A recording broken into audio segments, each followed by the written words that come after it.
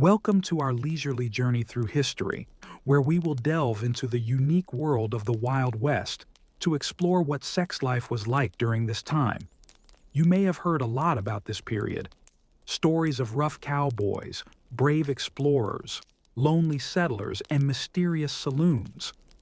These images often conjure up the idea that sexual relations in the Wild West were full of drama, passion, and danger. But how true are these myths? Today we are delving into a more calm and nuanced reflection on how intimate relationships actually developed in this harsh and unenviable society. Instead of focusing only on the eccentric and, at times, exaggerated aspects, we will try to look at the sexual life of the Wild West through the prism of the reality of those times, where the hardships and harshness of life were constant companions. With each step of this journey, we will become familiar with the factors that influence sexual practices and learn how survival and social circumstances dictated daily life. We will try to separate myth from truth and explore what was happening behind the doors that usually remain closed to most. Imagine a world where isolation, disease, harsh living conditions, and limited opportunities often affected intimate relationships. These are all contexts that changed ideas about sex, love, and family. Now that you're ready, let's begin our journey into the historical world of the Wild West. Before we begin our soothing journey through the Wild West, don't forget to subscribe to our channel, like this video, and click the bell to stay up to date with new interesting topics. We are always happy to see you among our viewers. Imagine living in a world where every morning begins with a cold wind blowing through the thin walls of your home. There, far from civilization, in the vast expanses of the Wild West, life is nothing like the one we know today. The air is filled with the smell of fresh earth, and every step is accompanied by the heavy crunch of your boots as you walk along the rough, dusty road, cutting through it under your feet. Life in the Wild West was endlessly difficult and brutal. People back then did not have the luxury of waiting for the next day to begin, or of relaxing and enjoying something as simple as a conversation or a walk. Every day was a struggle for survival, especially for those who ventured into new, uncharted lands, far from the comforts of big cities. When we imagine life in the Wild West, our thoughts often turn to images of cowboys riding horses, barroom brawls, or hardcore adventurers exploring new territory. These scenes are often filled with bright colors, fast action, and drama. But behind all these images lies a much more complex, dull, and monotonous reality. Imagine sitting in a small house with no warm fire, only the dim light of a candle, and every moment, every day, filled with challenges to overcome. Isolation was one of the main factors that shaped not only everyday life, but also intimate relationships. Imagine how a person living far from others faces the daily difficulty of finding partners, let alone creating strong and long-term relationships. You often see only small groups of people who are either constantly at work or on long trips, sometimes for weeks or even months on end.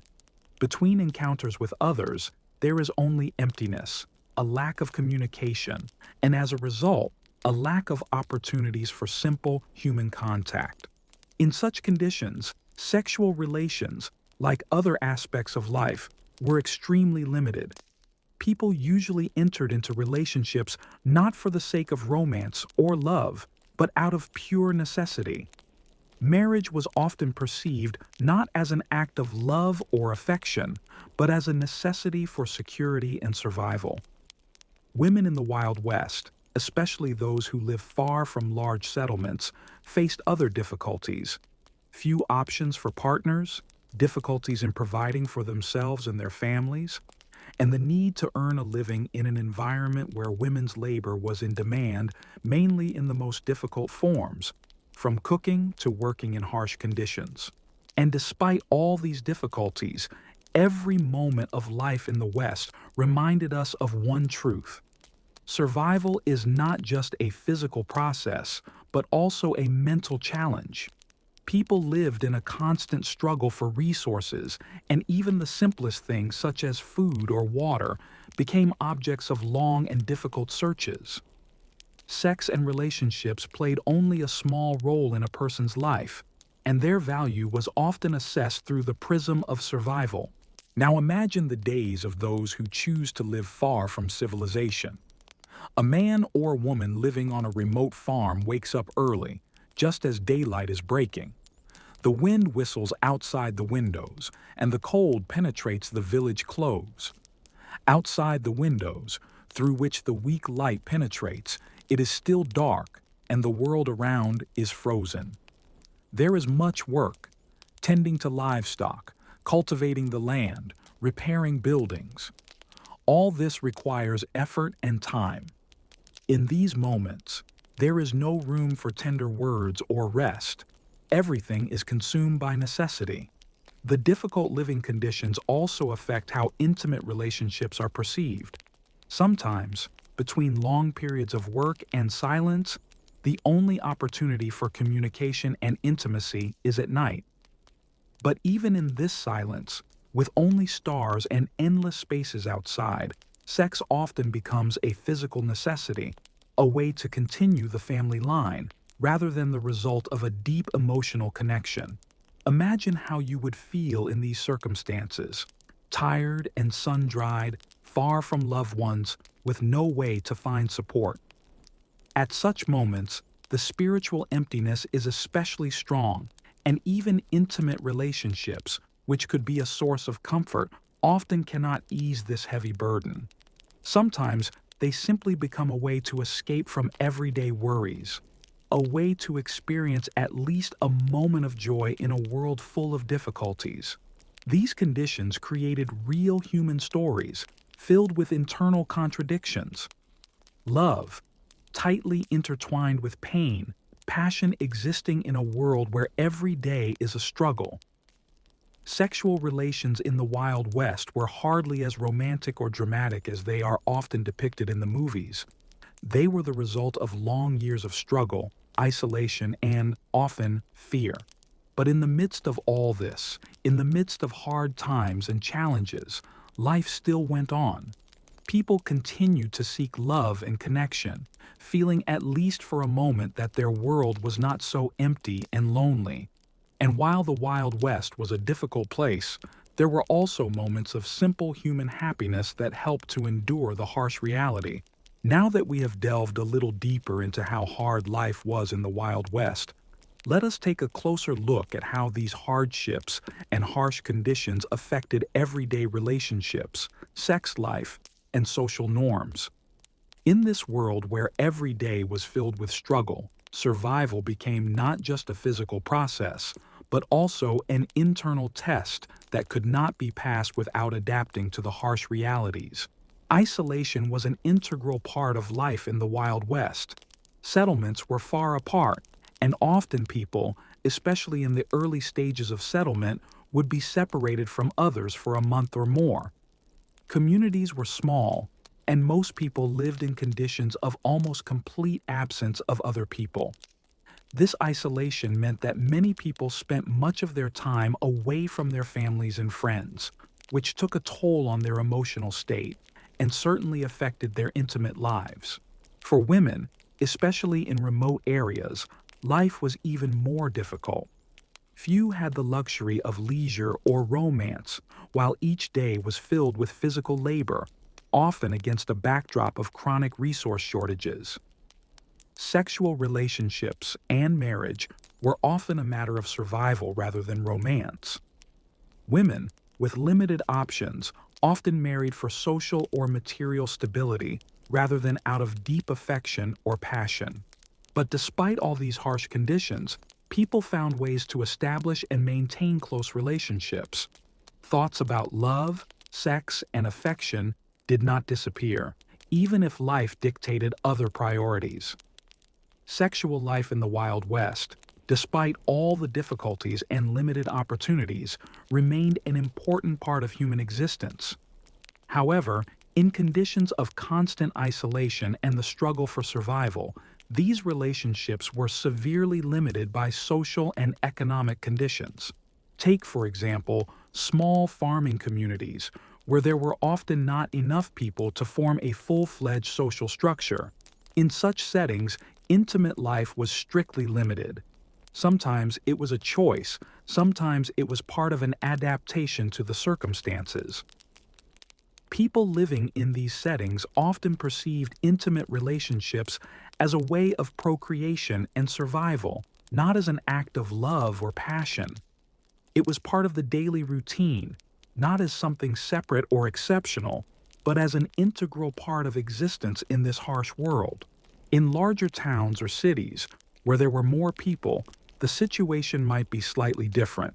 But even there, in a society where men and women were forced to live close to each other in cramped conditions, intimate relationships remained under strict social control. Women often faced social restrictions that dictated their behavior in the context of sexual and marital norms. Sexual relations in the Wild West were an integral part of life, but their understanding was very different from how we perceive sex today. These relations were modest and rigid. There was no room for the ease or carelessness that we sometimes attribute to today's intimate life. It was not a time to seek pleasure or personal desires, but a time to fulfill one's duties, survive, and adapt to the harsh world that surrounded people. But even in these conditions, people tried to maintain contact. Against the backdrop of daily worries and the struggle with external threats, intimacy became not just a form of physical communication, but a way to preserve one's humanity. Despite the lack of ease, despite the constant difficulties, there was always a need for care, attention, affection. This was the basis of many intimate relationships, despite the fact that their expression was often hidden, restrained, and rare. The difficult conditions in the Wild West required people to be not only physically resilient, but also adaptable. Sex and intimate relationships became part of the adaptation to reality, often not having the same significance as in more peaceful societies, but always remaining important to people in these difficult circumstances.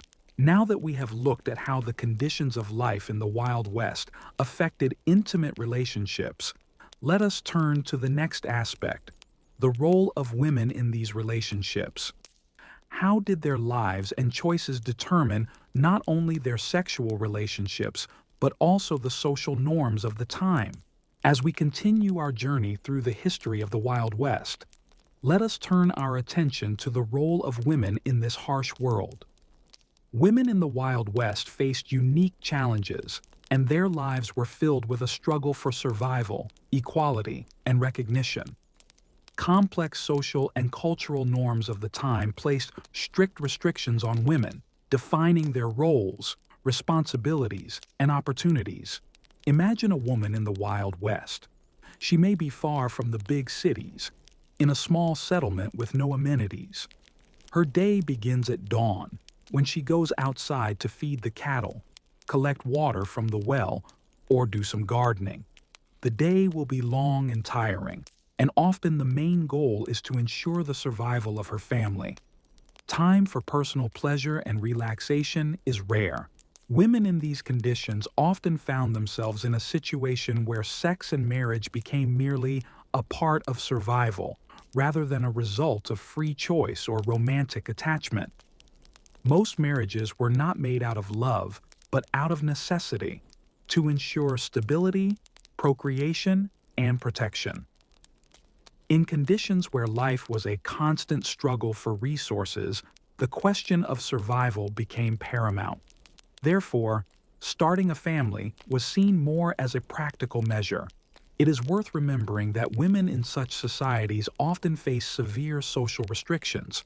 For example, they were deprived of most of the rights that men had. Women could not own land or participate in political life, which made them dependent on male guardianship. Their role in society was limited to economic responsibilities, and despite all efforts, the opportunities for self-expression and personal choices were extremely limited. However, even in these circumstances, women in the Wild West found ways to express their independence and freedom. In some cases, women became heads of households or engaged in entrepreneurial activities, opening stores or hotels, which allowed them not only to earn a living, but also to influence social processes. They became an important part of the social and economic landscape, despite their limited opportunities. The role of women in brothels is particularly interesting. When we think of women in the Wild West, we often think of them as victims of circumstance, but in fact, many women who worked in brothels had quite a lot of personal autonomy, at least in terms of control over their work. These women often became figures influencing the local economy and culture. This could even be a kind of freedom, albeit in the context of the times and the realities that existed. Women in the Wild West also faced difficult moral standards and expectations. They had to adhere to strict social norms that defined their behavior both inside and outside of marriage. It was widely believed in society that women should be chaste, which put them in a vulnerable position. At the same time, men in the West were often freer in their actions, which created gender inequality.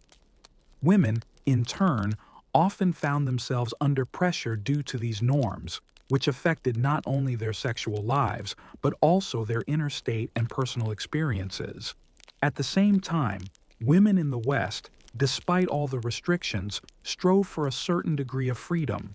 In a world where survival was the top priority, women realized that in order to survive, they had to be able to adapt and build relationships with others, despite social and gender barriers. Sex, relationships, family ties became not only practical, but also emotional tools in their quest for survival and personal autonomy. For many women, life in the Wild West was not simply a story of fear or repression. They still found ways to overcome the brutal conditions, even if it meant making compromises. In these circumstances, women increasingly found themselves at the center of change, albeit in a world where their freedoms were limited. But it is also worth noting that the role of women in the Wild West changed over time. With the arrival of more stable settlements and the emergence of women seeking to influence social processes, women began to play a more active role in life in the Wild West, albeit within the strict limits dictated by the times. Women's sexual relationships in the West were also under pressure from these cultural and social norms. They often had no right to sexual freedom and had to adhere to strict standards of behavior. But as in other parts of the world, their desire for love, intimacy, and affection remained strong. Now that we have looked at the role of women in this complex and limited society, let us move on to the next important aspect: the role of prostitution and brothels in the economy and sexual relations in the Wild West. How did this affect the personal and sexual lives of people in these remote settlements? Delving deeper into life in the Wild West, let us now turn our attention to one of the most controversial and at the same time integral aspects of this period: prostitution. Despite all the myths and ideas, prostitution played a key role in the lives of small settlers and towns, and was also an integral part of the economy of the Wild West. And although these places are often associated with vice and suffering, they were also an important element of the socio-economic structure of the time. Imagine a small town where life is just beginning to develop. The first traders, blacksmiths, and all those who seek to establish their lives in this unstable and cruel world appear. Instead of focusing solely on agricultural labor or mining, entertainment venues and brothels become an important part of the economy. Brothels in the Wild West were often centers of social activity. These establishments were not limited to sex. Saloons, restaurants, and brothels were places where people from hunters and cowboys to gold miners and even local officials met. More than just sexual gratification took place in these places. They were important social and cultural centers where deals were made, acquaintances were made, and important negotiations were conducted.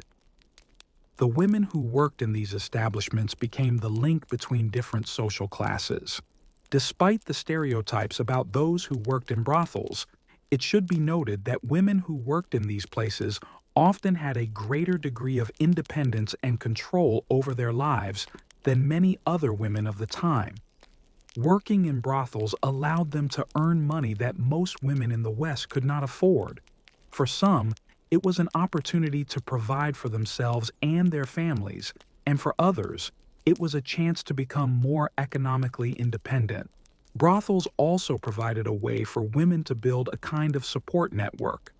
For many girls who went to the Wild West in search of a better life, these establishments could be a way to survive in a harsh world full of hardships. Some women became almost immortal local figures, becoming not just brothel workers, but influential figures, thanks to their connections and financial independence. However, life in such establishments was not easy.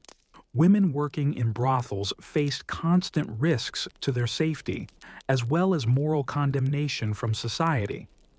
Working in a brothel in the Wild West was considered shameful, and such women were often subject to social stigma. But in an environment where survival was the top priority, such stereotypes sometimes retreated in the face of the need for material independence and support. There is another side to this phenomenon. Brothels played an important role in the cultural life of the Wild West, despite their reputation. For example, in larger cities such as Los Angeles, Denver, or Virginia City, brothels became part of local life and played a central role in the economy. These establishments could even be cultural centers where parties, meetings, and discussions took place, sometimes of great importance to the local community. These places were where different social groups met, and it was here that important social and political connections were made. Women working in brothels not only provided income for themselves, but also served as intermediaries between different layers of society, from workers to wealthy entrepreneurs. In this context, brothels in the Wild West often became important centers of economic activity and social interaction. Although such places were not always safe or comfortable, they played a key role in maintaining social ties and ensuring economic stability. Brothels were also places where sexual norms were transformed. Sex in these establishments was often perceived not as an act of love or affection, but as a way to relax or satisfy basic needs and to provide emotional and physical relief for people away from home and their families. Sex, like many other aspects of life in the Wild West, was less romanticized than we are accustomed to seeing in movies or literature. In these circumstances, sex became an integral part of everyday life, but not always in the way we perceive it today. It is also worth noting that brothels, like other establishments, provided a certain degree of freedom in sexual matters, at least for men, who could satisfy their needs without fearing for their reputation or position in society. Thus, it was also a kind of refuge for those who could not find sex or partners in other, more traditional ways. Although the brothels of the Wild West are associated with social isolation, moral instability, and negative consequences, they were also an important part of the culture of the time. Prostitution was an inevitable part of the economy, and at some point even became a necessary institution in an environment where survival was the main goal, and intimate relationships often took a practical form, where love and passion remained secondary. Now that we have looked at the role of prostitution in the economy and social life, let us move on to the next important issue: marriages and family life in the Wild West, how they were organized, and why many of them occurred out of necessity rather than love. Now that we have looked at the role of prostitution in the Wild West, let us look at another important topic: marriage and family life. In the Wild West, where survival was the main goal, marriages were often not based on romantic attachment or love, but rather out of necessity. Marriage was more of a survival strategy than an act of mutual love. But despite these circumstances, people in the West still found ways to build families, create bonds, and form stable relationships, which adds a human touch to the brutal world of the Wild West. Imagine a young woman traveling to a small Western village. She may be far from home, seeking a new life. There is no civilization as she knew it, no infrastructure, no schools, let alone social clubs or cultural events. In this new world, where life is a struggle for survival, every day demands endurance, hard work, and mutual assistance. Yet amidst all these hardships, people still sought intimacy. And for many, that intimacy was marriage. In the Wild West, most marriages were arranged. Men and women found each other out of necessity. For men, marriage was a way to ensure stability on the land, help with the farm, and provide an heir to continue the family line. For women, marriage was a chance to find protection, support, and a place in society. Romantic feelings and affection often took a back seat, as reality dictated other priorities. Many of these marriages took place in circumstances where both partners barely knew each other before the wedding. Women, especially in remote settlements, may have been forced to marry out of necessity to find security and stability. Women, especially in the early stages of settlement, often faced a shortage of men, making the process of choosing a spouse extremely limited. In this context, many marriages began not with love, but with practical needs, providing for the family, helping with the household, and working the land together. Imagine that you are a woman living in such a settlement.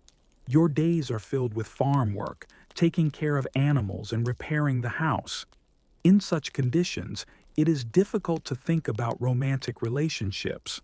Eventually, a man appears with whom you can start a family. You marry not because you are in love, but because it will be easier to survive together. It may be a difficult decision, but it gives you a chance for stability in this harsh world. The life of married couples in the Wild West was full of difficulties. There was none of the comfort that we perceive as the norm in family life today. Many marriages fell apart due to two harsh living conditions: lack of resources, long journeys, as well as high mortality, which often took the life of one of the spouses. Death, illness, military actions, and other force majeure circumstances were part of everyday life, and these factors force people to treat marriage as a necessary, but not always desirable part of life. Yet, even in these dire circumstances, many couples still found ways to maintain their relationships. Although life was often fraught with despair and hardship, it was within these family units that many people found strength and solace.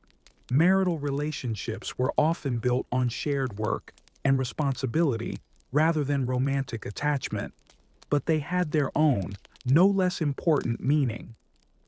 Partners supported each other in the most difficult moments, sharing the burden of life and finding the strength to move forward. It is worth remembering that for women in the West, marriage was often the only way to gain rights to land or property. While men could own land, women could not. By marrying, women gained access to these resources and the ability to provide security for themselves and their children. But even with the need, women in these marriages sought to find their own ways of expressing love and affection, even if these expressions were not always obvious or recognized by society. It is interesting to note that in the Wild West there was not always a rigid tradition of a wedding ceremony, as we are accustomed to seeing it today. Many marriages were not concluded in churches or under the altar, but in conditions where there was no time or opportunity to hold ceremonies. Many marriages were unofficial or concluded simply on the basis of an agreement between the two parties. This became a common practice in conditions where it was important to start a family and continue the family line rather than to observe ceremonial and religious rites. Thus, life in the Wild West showed that family relationships, despite their severity and practicality, still had their place in society. Marriage was a way of survival, social stabilization, and building long-term relationships.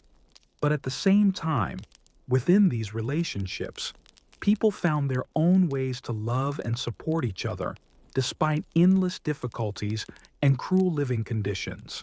Now that we have looked at how marriages and family life were structured in the Wild West, let's move on to the next important question. How did isolation and distance from other people affect sex life and intimate relationships in such conditions? Now that we have delved deeper into marriage and family life, let's discuss how isolation and distance from larger settlements and cities affected sexual relations in the Wild West. In conditions where the distances between settlements could be vast and the opportunity to meet other people was rare, intimate relations took on a special character. Imagine that you are a lonely farmer or farmer woman living in a remote hut in a vast open space. All around you are hills, forests, and fields. Your life is reduced to daily work, tending to livestock, working in the fields, finding resources, maintaining the house. In such conditions, sexual relations could not be the same as in more civilized cities, where other people and a variety of social experiences were available.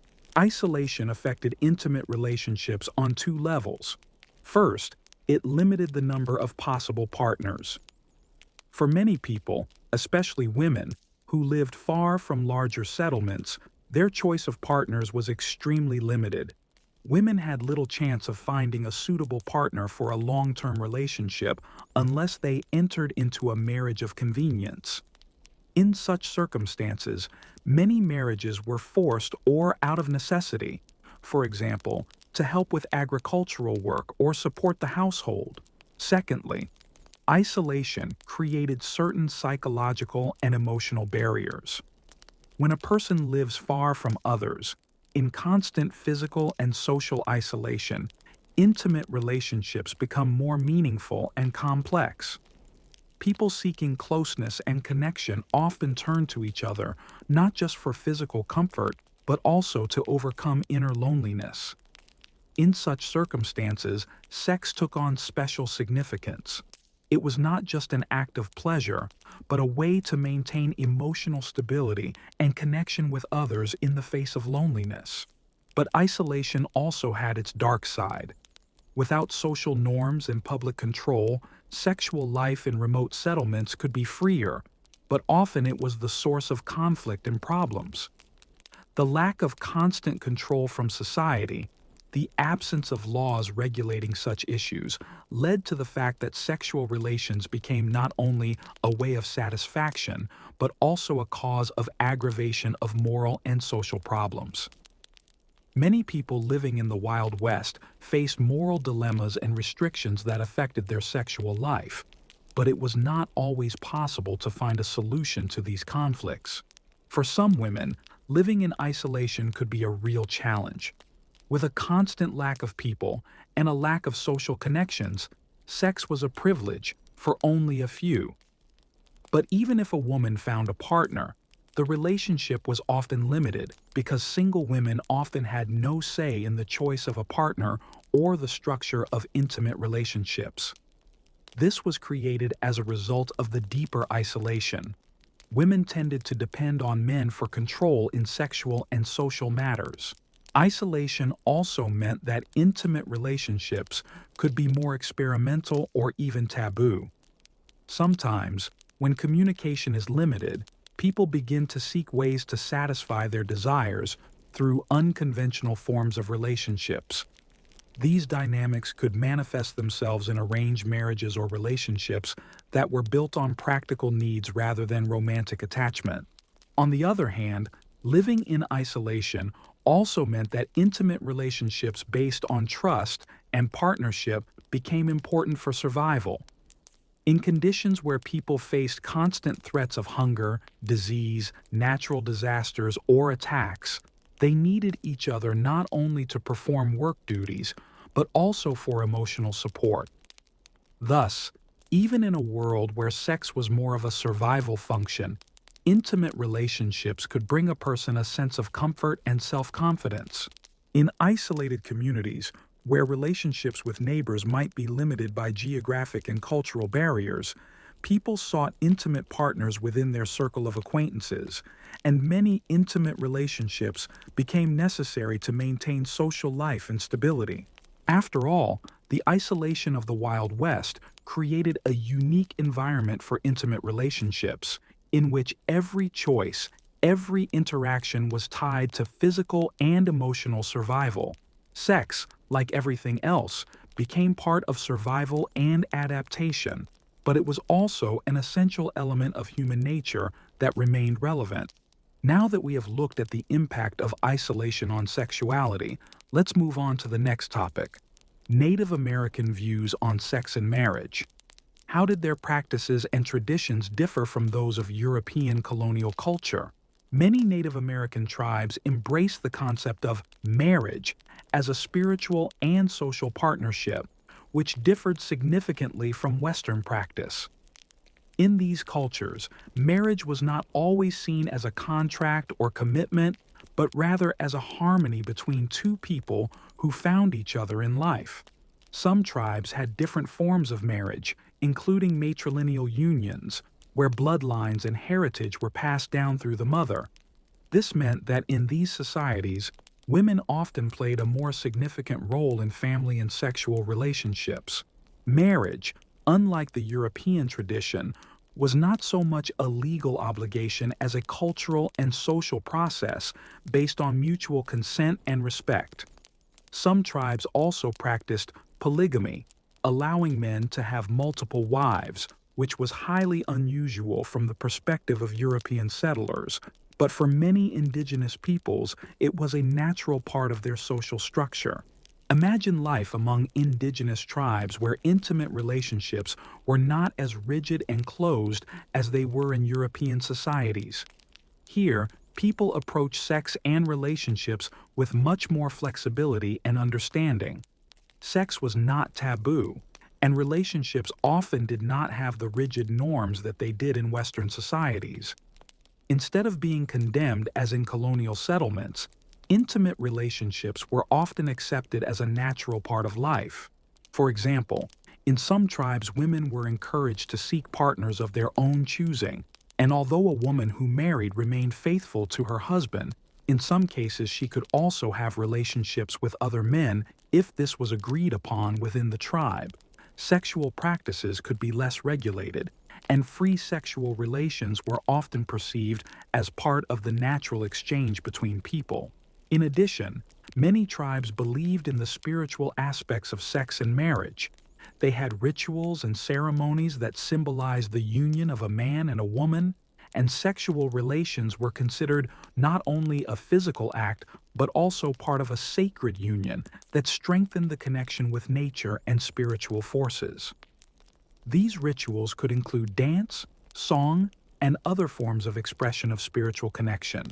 For some tribes, such as the Navajo and Cherokee, an important aspect of their views on intimate relationships and marriage was their emphasis on egalitarianism. In their societies, men and women typically had equal rights in the context of family and sexual relations. Women, unlike European settlers, could take an active role in decision-making and in ensuring the well-being of the family. An equally important element in these societies was sexual freedom, which was granted not only by adults but also by youth. In some tribes, young people underwent puberty rituals, during which they were taught the importance of mutual respect and responsibility in sexual relations. However, such practices were not always contained within the strict moral framework of the European tradition. These rites taught youth to respect the physical and emotional freedom of others. Despite all this, European settlers often condemned indigenous peoples for their less strict views on sex and marriage. When colonists and missionaries came into contact with indigenous peoples, they tried to impose their rigid moral standards, considering their own customs and beliefs barbaric. This led to significant social changes among indigenous peoples, as European ideas about marriage and sexual relations gradually replaced their more flexible and less restrictive traditions.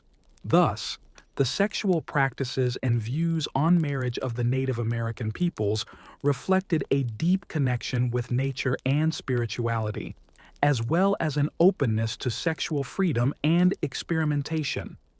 Although Europeans sought to impose their ideals, the native peoples maintained their traditions over time despite external pressures.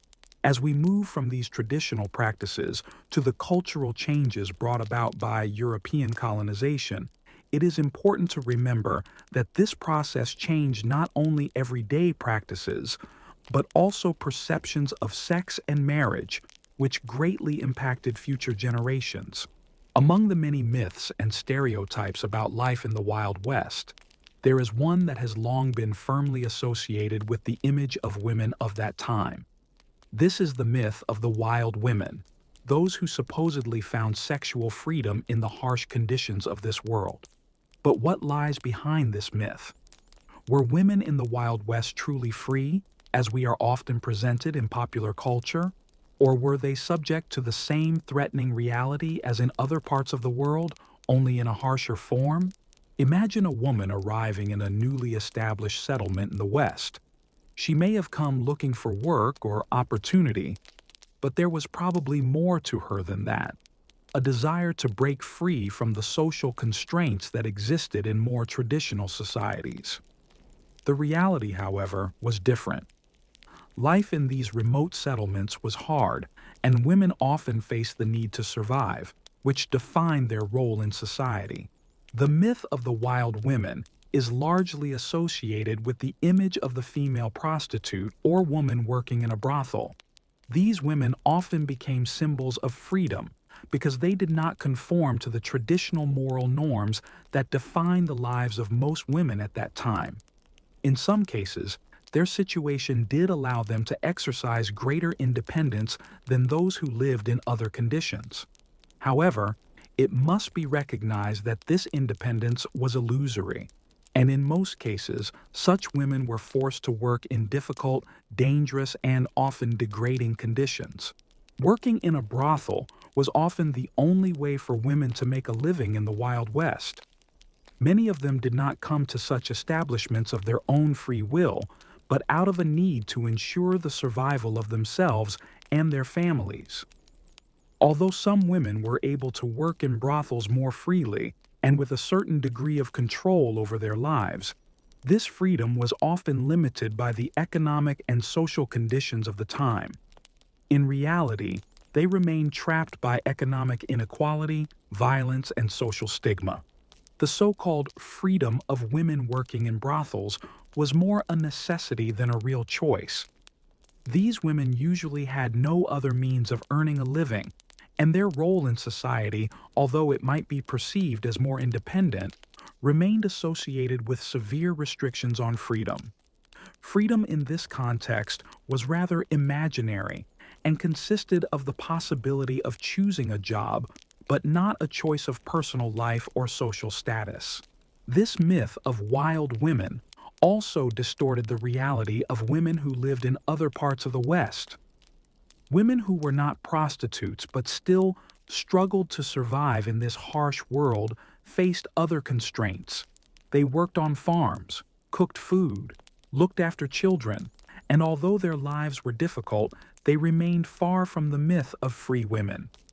These women often found themselves in subordinate positions, performing the same duties as in the East, but in even harsher conditions. For women in the Wild West, their freedom was limited not only by socio-cultural barriers, but also by the fact that society required them to perform specific tasks related to maintaining order and survival. Sexual relations for these women were often not a matter of personal will or desire, but rather a matter of necessity, and many entered into marriages or intimate relationships out of practical need. In parallel, the myth of the wild women also ignored the important role that women played in other areas of life in the Wild West. Women often engaged not only in housework, but also in entrepreneurial activity, opening stores, hotels, and even becoming influential figures in society. In such cases, their freedom was more real, and it manifested itself not in sexual aspects, but in the ability to influence the economy and life in their community. However, the myth of the sexual freedom of women in the Wild West persisted despite the difficult and often oppressive conditions they lived under. The freedom that seemed real was only an illusion for those trapped by economic and social barriers. The myth of the wild women helps us understand how the perception of sexual freedom was often distorted and used as a means to justify the cruel and unjust conditions in which they lived. This myth of sexual freedom in the Wild West was, in fact, much more complex and multi-layered. Women, even in the harshest and most ruthless conditions, retained their human value and sought ways to find support, protect themselves, and be heard. But true freedom remained only a dream for them.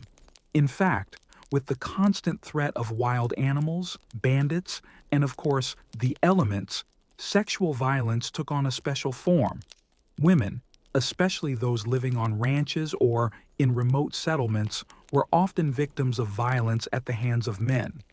This was not only a result of the brutal and merciless living conditions, but also because many men in the Wild West felt their power and control through violence. Sexual crimes committed against a backdrop of chaos and lawlessness were common. Imagine a woman living in one of these remote settlements, far from any legal or social structures, without police, without protection mechanisms, and without the ability to find support in society. She becomes vulnerable. In such circumstances, violence often occurred, with men who had no fear of justice being able to commit crimes with impunity. Local authorities, if they existed at all, were often either ineffective or completely absent, leaving victims alone with their tormentors. It is important to note that sexual violence in the Wild West had not only physical but also psychological consequences. For women who were victims of violence, it was not only a terrible experience but also a social stigma. At that time, in most cases, such women could not count on the support of society. Even if someone tried to protect them or help them in small and close-knit communities, condemnation and isolation were usually inevitable. For indigenous peoples, the situation was even more complex. Indigenous women were often victims of violence at the hands of white settlers. Based on their histories, many women experienced capture, forced marriage, and systematic violence. This created deep trauma that was passed down through generations, deepening the divide between indigenous peoples and European settlers. It is worth emphasizing that sexual violence was not only the result of individual actions, but also part of a larger socio-political picture. Women in the Wild West, especially minorities, often had no rights or protection from the state and therefore could not count on justice. The law, like the moral order itself, was too distant a concept for those living on the edge of civilization. However, despite the dark side of this society, it is important to remember that many women who experience violence found ways to survive and recover. In the face of desperate isolation and constant threats to their lives, they created their own ways of supporting and helping each other. Women helped each other survive, building networks to support and protect those who found themselves in the most difficult situations. This hidden solidarity may not have been as pronounced as in more civilized societies, but it played an important role in maintaining human dignity and even in the fight for their rights. Moreover, sexual violence in the Old West was part of a larger process that involved not only the relationship between white settlers and indigenous peoples, but also issues of slavery, oppression, and the power structures that dominated society. This violence was often linked to deep social injustice and the subjugation of weaker and more vulnerable groups. Sexual violence in the Old West, while not a central element in the general narrative of life during this time, remains an integral part of the story. It reminds us of how difficult life was for women and minorities in this environment, and how important was the social context in which such practices developed. Exploring these dark aspects allows us to gain a deeper understanding of how sexual relations and violence were intertwined with the social dynamics of the time. Moving on to the next segment, let's look at how ranch life and brothel life in the Wild West intersected to create a complex and multi-layered reality for the people who lived in these settings. These weren't just two separate aspects of life. Their intersection had a huge impact on the social structure, the economy, and of course, the intimate relationships in these communities. Imagine what the daily life of a rancher was like, with few social connections and no easy way to find help. Days began early and were filled with work, working with animals, cultivating the land, repairing houses. Ranches in the Wild West were centers of production, and their inhabitants' lives were largely tied to hard physical labor. And this difficult existence also affected intimate relationships. Women working on these ranches often faced the same problems as those living in cities. There was no stability, no readily available partners for long-term relationships, and limited opportunities for intimate relationships. In such circumstances, there was a need for public places where one could not only relax but also find some solace in relationships, making brothels a natural extension of rural life. In fact, brothels became an important element of the social structure in the Wild West. They not only satisfied sexual needs, but also served as centers for exchanging news, making deals, and even building political and economic ties. People from all walks of life met in these establishments, from cowboys and laborers to businessmen and traders. For example, brothels often became important trading hubs where deals were discussed, contracts were concluded, and connections were built between people who played a significant role in the settlers' economy. Women working in brothels also played a key role in these dynamics. Their situation was complex and multi-layered. On the one hand, they often became important economic figures, earning money and providing services in exchange for the means to survive in this harsh world. On the other hand, despite their relative independence, they often faced social stigma and found themselves in vulnerable positions, especially when it came to violence or exploitative relationships. But brothel life wasn't always all dark. For many women working in these establishments, it was a way to gain a degree of autonomy that was not available to many other women at the time. And while their work was not always voluntary, brothels provided an opportunity to earn money, survive, and sometimes even become important figures in the local economy. For some women, it was a chance to feel empowered in an environment where most women were subordinate. Sexual relations in brothels were part of everyday life, and they often intersected with work, reinforcing certain social stereotypes and barriers. But this intersecting dynamic of labor and sex also meant that intimate relations in the West became much more about survival than romance or desire. These relations took the form of pragmatism and practicality, where physical intimacy became part of an exchange of services, social and economic necessity. Brothels thus became not only places for the satisfaction of physical needs, but also places where relationships were created that influenced the local economy and culture. The women who worked in these places found themselves at the center of the social world of the Wild West. Their work was an integral part of these small, remote communities, and they ensured the functioning of many of these settlements. Now that we have taken a deeper look at the intersection of labor and sex in the Wild West, let's continue our journey and move on to questions of social expectations and moral norms that govern sexual behavior in the West. What norms existed and how did they affect intimate life? In the Wild West, there were strict social expectations and moral norms that influenced people's behavior, including their intimate lives. Despite the harsh conditions in which they had to live, people still adhered to certain standards and norms that dictated how to behave in public and private life. In such communities, where moral principles played a large role in the social structure, intimate relationships were often under strict control and condemnation. Imagine a person who has just arrived in the Wild West. He may have come from the East, full of hopes for a new life of adventure and freedom. However, in reality, his life was severely restricted by both social and moral norms. The West was full of social institutions that pressured people to conform to rigid rules and expectations. This applied not only to work and commitments, but also to sexual relations.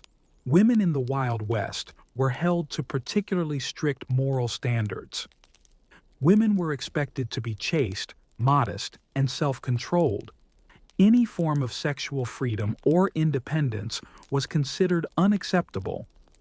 However, in practice, life did not always follow these rules. While brothels were common in towns and villages throughout the area, and the women who worked in these establishments played an important role in the economy, social condemnation of these women was inevitable. They were often objects of contempt and social stigma, despite the fact that their labor was essential to the viability of local communities. Interestingly, despite the strict expectations of sexual morality, these same societies also had other, more flexible social contexts for sexual relations. Sexual activity in brothels, for example, or in closed communities where relationships were based less on romance than on practical necessity, was accepted as an integral part of life, but was not discussed in public circles. This contradiction between official morality and a hidden but practical approach to sexuality was created in the context of a constant struggle for survival. Moral norms in the Wild West also varied by social status and culture. For example, for indigenous peoples, sexual relations and marital practices were often not constrained by rigid Western standards. As we have already discussed, many indigenous peoples had very different ideas about sexuality, where sexual freedom, affection, and partnership were perceived much more freely. In these societies, there was less condemnation of extramarital relations, and women's role in sexual and family life could be more meaningful and independent. In the Wild West, there were also cultural differences between different settlers. For example, migrants from different parts of Europe may have brought with them different views on sex and marriage. Catholics, Protestants, Jews, and other groups brought their own traditions and moral codes that influenced daily life in new settlements. These cultural differences created unique social and sexual norms in different regions, shaping different approaches to relationships, marriage, and sexual activity. Even though social expectations and moral norms greatly limited sexual freedom, they also could not completely suppress human needs and desires. People in the Wild West, as in any other part of the world, found ways to meet intimately, form marriages, express love and passion. Although many of these relationships may have been forced or practical, they often had underlying feelings, desires, and human nature that could not be ignored. Sexual relationships in the Old West often conflicted with social expectations, which created secrecy and even secret networks in which people could build their intimate relationships. In some cases, this meant that a person had to hide their relationships, their desires, and their personal life to avoid judgment. In other cases, such relationships could be much more open, especially in places like brothels, where intimacy became part of public life. In sum, social expectations and moral norms in the Wild West were not only instruments of control, but also an important aspect that determined everyday life, including intimate relationships. The contradiction between these norms and reality was created in the context of survival, where social barriers and moral restrictions could not completely suppress people's natural desire for closeness and connection with others. Against the backdrop of strict moral norms and social expectations in the Wild West, there was a parallel reality that could be called rural eroticism. It was a society where sexual desires and aspirations could not be completely suppressed, even under strict morality and restrictions. Sexual freedom in these conditions was extremely limited, but nevertheless, people in the Wild West found ways to express their forbidden desires. Imagine the life of a rancher, isolated from society, surrounded by empty lands and mountains. Day after day he faces hardships, cutting a path through raging rivers, hunting game or caring for animals, toiling on the land. At such moments, when long hours of work are accompanied by loneliness, human desires and emotions can become so strong that it is difficult to avoid expressing them. It is not surprising that in such conditions, human sexuality became an important part of life, despite moral and social restrictions. For some people, especially those who lived far from others, forbidden desires became a way to escape from harsh reality. In isolation, they sought opportunities for intimate encounters and romantic relationships, even if such relationships were rare and difficult to achieve. Sex often became not only a physical act, but also a way of emotional release, consolation in conditions of loneliness. It is worth remembering that in the Wild West, there were places where eroticism was more open, although with certain risks. Brothels, for example, often became not only commercial establishments, but also places where men could forget, even for a short time, their daily worries. In these establishments, sexual desires were not considered something forbidden, and they became a way to escape from reality, although these places were also dark centers of social condemnation. For women in such establishments, life often seemed to teeter on the edge between moral condemnation and the search for ways to survive. Prostitution, as a form of intimate encounters, became an integral part of the social structure of the Wild West. Although sexual freedom was generally unacceptable in the public consciousness, in places like brothels, eroticism became a way of self-expression and even survival. However, even among such women, there was little room for romance or ease, and many faced brutal working and living conditions. But eroticism in the West did not only exist in brothels. In remote places, far from human settlements, women and men found ways to engage in romantic relationships, often hidden from prying eyes. Secret meetings at night or quick marriages often became means of survival or emotional support. Although such relationships were not always long-term, they offered people a chance to express their feelings and gain emotional satisfaction in an environment where violence often prevailed. In these conditions, people were forced to find new ways to express their intimate desires, despite the pressure of social morality. These forms of eroticism, hidden from social condemnation, but at the same time part of the brutal reality, created a unique picture of sexuality in the Wild West. Here, one could not afford to be too free, but nevertheless, there were ways to express these desires within the boundaries dictated by the rules of survival and morality. Sexual life in the Wild West was far from the idolized image of free relationships or the ease that is sometimes reflected in the culture. It was a society where sexuality remained taboo, but desires continued to exist, creating a special, hidden dynamic in intimate encounters hidden from public view. In this context, eroticism became not only a way of physical release, but also an important element of human nature that could not be suppressed, despite all the difficulties that people faced in this harsh world. In the Wild West, as in other parts of the world, infectious diseases and sexually transmitted diseases, STDs, played a significant role in people's lives. However, their impact was especially felt in this wilderness, where medical care was either unavailable or limited, and knowledge about health and disease prevention was minimal.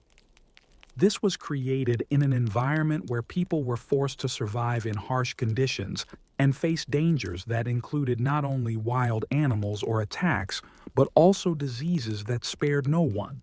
In towns and villages where brothels became an important part of the economy, infectious diseases such as syphilis, gonorrhea, and other STDs spread with alarming speed.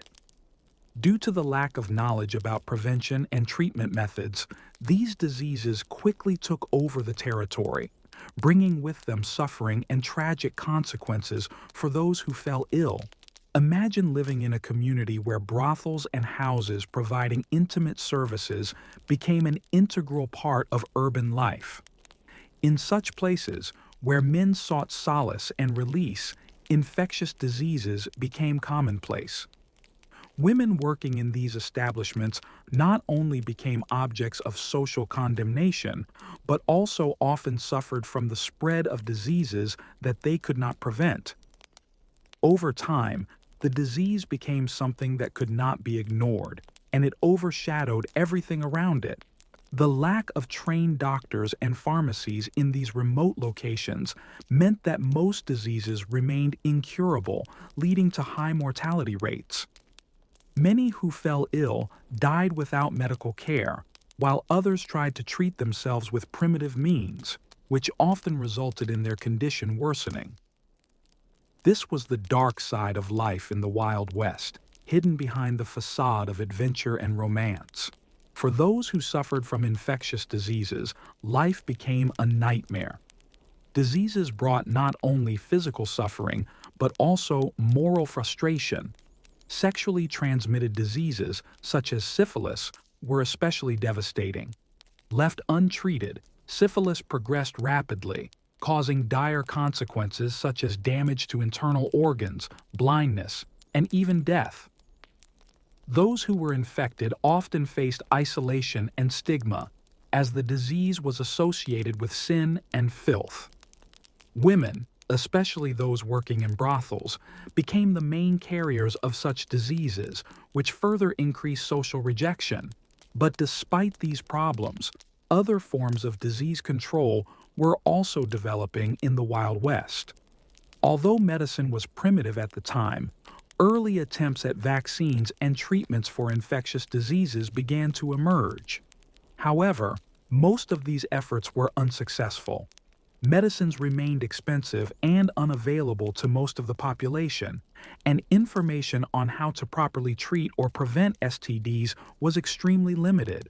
Over time, despite the harsh conditions, society gradually began to understand the consequences of such diseases and began to develop stricter norms and rules to protect against infections. Some cities and towns tried to create sanitary measures, such as mandatory checks of prostitutes for diseases. However, these attempts were imperfect and could not stop the spread of diseases, especially since many people hid their illness, not wanting to attract the attention of the authorities or society. Thus, despite the brutal conditions and limited medical knowledge, infectious diseases became an integral part of life in the Wild West, influencing the population and changing the course of history. Women working in brothels and men who sought pleasure in these establishments became unwitting victims of the epidemics that continued to darken this harsh world. However, as severe as these diseases were, they remained a part of the reality of life in the West, highlighting the inevitable suffering that everyone faced. Disease, death, and their impact on relationships, health, and future generations were important aspects that were not always remembered, but which left their mark on the history of the Wild West. In the Wild West, where survival was the primary concern, The boundaries between social roles and strict moral norms were often blurred. However, it was also a time when people sought to express their sexuality despite all the restrictions that existed in society. There is a paradox hidden in this part of the Wild West history. On the one hand, severe moral repression; on the other, the desire for sexual expression, which called these norms into question. Life on the frontier was different from life in more civilized areas, where social norms and morals dictated how men and women should behave.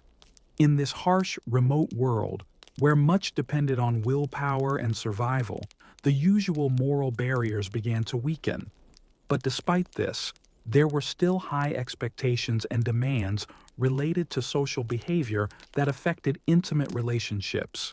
For women, for example, the public perception of women remained the same: submissive, chaste, and at the same time fulfilling many obligations to the home and family. However, in women's own lives, under conditions of constant isolation and hard work, such roles began to be questioned. Many women, especially those who faced difficulties on ranches or worked in public houses, began to seek ways to express their sexuality and aspirations, even if these attempts did not always meet social expectations. Many women who were in brothels, despite their work, used their sexuality as a way of self-expression, as well as a means of controlling their fate in the conditions of social and economic inequality. Despite public condemnation, these women did this not only for physical comfort, but also as a way of survival. Sexual relations here became part of a strategy of self-expression, where women tried to take control of their lives, their independence, albeit in conditions of severe social repression.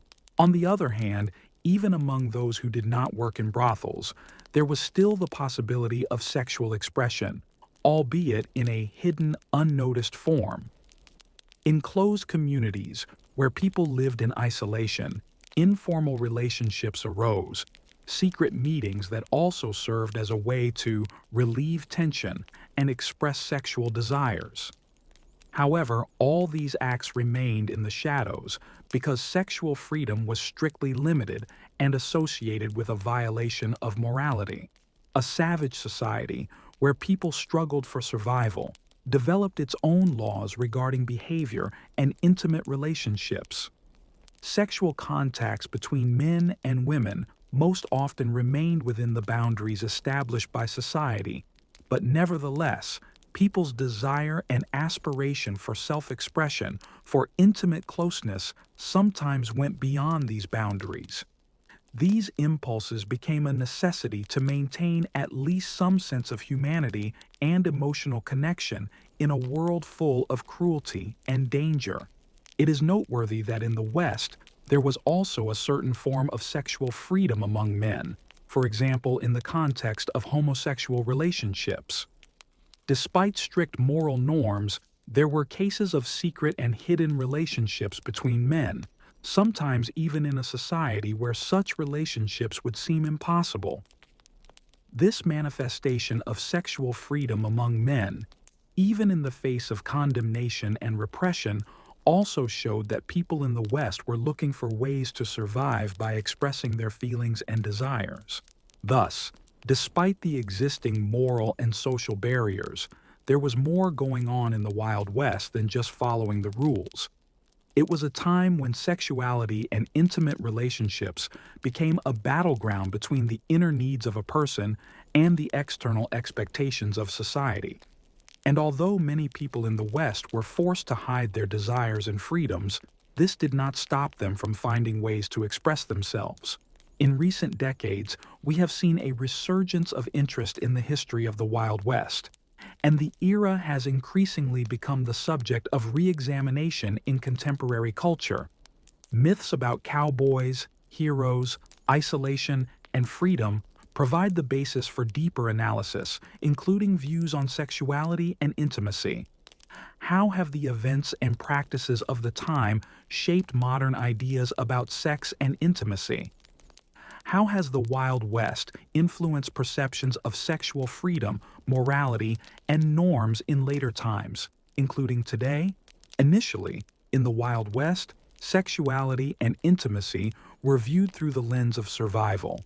Sex was not a matter of personal freedom, as we often perceive it today, but rather a functional act, a tool for procreation, for strengthening social bonds, and for satisfying basic needs when life was focused on the brutal struggle for survival.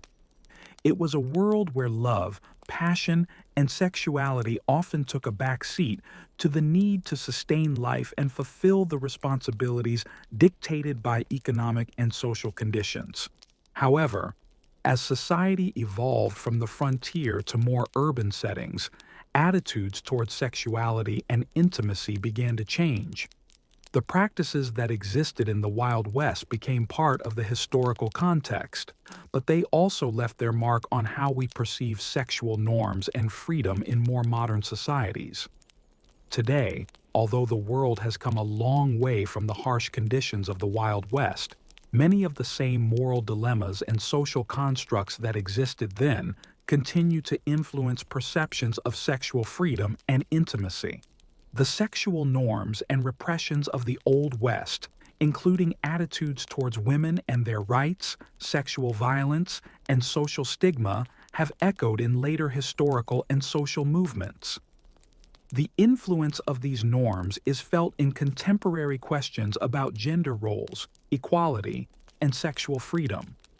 For example, the way women who work in the sex industry or brothels are perceived by society, how they are judged, and how they struggle to have their value and rights recognized are all directly related to the way sexual roles were constructed and exploited in the Old West. Equally important is the impact that sexual practices in the Wild West had on notions of personal freedom and the right to intimate relationships.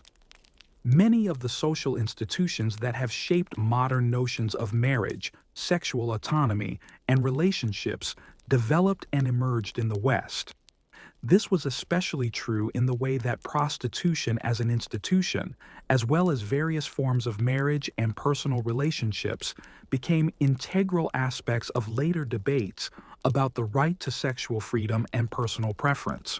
Interestingly, while sexual and gender norms were rigid in the West, parallel networks were created in certain circles, networks of rights, self-expression, and human value. This included, for example, those women who worked in brothels and maintained their independence, as well as those who were able to build families or start new lives in the face of the harshest social and cultural conditions. These experiences, although filled with tragedy and suffering, became the basis for future movements fighting for women's rights and freedoms, for their place in society and independence. The legacy of the Wild West in this context is not only a story of violence and struggle, but also a story of human resilience and finding one's place in a world where the rules seem to change every second. Sexual relations in this context also changed, and these changes continued to evolve in later historical eras. Intimate practices created in conditions of constant isolation, survival, and struggle are reflected in our culture today, where sexual freedom and equality are becoming important topics in public discourse. Today, when we look at the sexual norms and traditions of the Wild West, we understand how important it is to consider the historical contextualization of these phenomena. Modern ideas about sexuality, love, and relationships are largely tied to how society responded to sexual issues during the frontier era, where survival and personal freedom collided with rigid moral and social expectations. These lessons from the past continue to influence how we perceive and understand sexuality today. In the Wild West, amidst the harsh conditions of survival, social structure and intimate relationships among men played a major role in creating unique cultural and social dynamics. The harsh living conditions, isolation, and constant hardships that men faced on the frontier, particularly cowboys, railroad workers, and other groups, created unique conditions for the formation of male sexual identity. There are many nuances to this part of the Wild West story that deserve more in-depth exploration, as it remains largely underrepresented in popular understandings of the period. Imagine a lonely cowboy spending months in the wilds of the Wild West. His life is one of monotonous workdays, with mornings beginning with rising in the dark, and nights often spent alone or in the company of a few men, but rarely women. In these conditions, with survival the primary focus of life, sex became something rare, hidden, but no less important. It also meant that sexual freedom among men in the Wild West took on a unique context, very different from more traditional social norms. Sexuality in this context was often closely tied to intimacy and camaraderie, especially in male communities. The life of a cowboy or railroad worker was full of physically demanding tasks, and as a result, the need for intimate and emotional connections was an important part of their everyday reality. However, unlike what we typically think of as romantic or sexual relationships, intimacy between men in the Wild West often took the form of brotherhood, trust, and mutual support rather than simply sexual activity. These relationships were not always sexual in nature, but in some cases, intimate relationships between men became an important part of their emotional survival during long periods of solitary travel and work away from society. Historians note that such relationships were generally not perceived as abnormal or disgusting, as they might have been in more traditional societies.